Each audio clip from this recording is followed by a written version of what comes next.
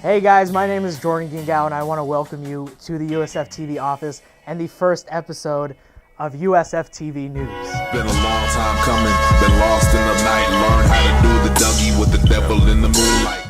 With our first segment, let's play a game called Guess Who Said This.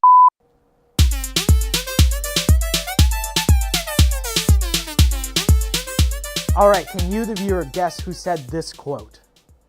In the world that surrounds us, there are home invaders, drug cartels, carjackers, knockout gamers, rapers, haters, campus killers, airport killers, shopping mall killers, and killers who scheme to destroy our country. Was it Rick Ross in his album God Forgives, I Don't? Was it Tony Montana, played by Al Pacino, right before his climactic shootout at the end of the film Scarface? Say hello to my little friend! Or was it Wayne LaPierre, Executive Vice President of the National Rifle Association at an NRA conference last year? Well, we got the results. Thank you, Nick. All right, they're written on this parchment. And it's Wayne LaPierre, Executive Vice President of the NRA. In the world that surrounds us, there are terrorists and there are home invaders, drug cartels, carjackers, knockout gamers, and rapers, and haters, and campus killers, airport killers, shopping mall killers, and killers who scheme to destroy our country with massive storms of violence against our power grids or vicious waves of chemicals or disease that could collapse our society that sustains us all. So, what better way to drive up gun sales than scaring the ever-loving out of your constituency? Rapers and haters. What Mr. LaPierre is essentially doing in this speech is listing all of the reasons why an American citizen would need a gun. Because apparently we live in a country where any old regular Joe or Jane can defend themselves from a Mexican drug cartel. I mean, have you seen Breaking Bad?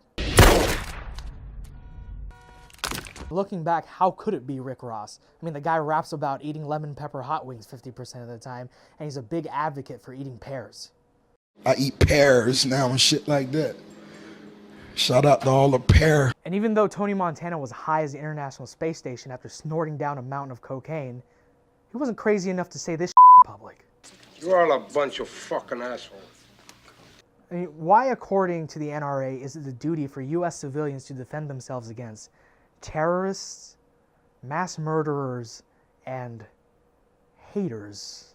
We are the time haters. We traveled all the way back through time to call you a cracker. Especially when U.S. police forces are armed to the teeth like Arnold Schwarzenegger in Predator to presumably conduct counterterrorism operations. Drug cartels, haters, rapers, knockout gamers. And a word of advice to Mr. Wayne LaPierre, according to the immortal words of Taylor Swift.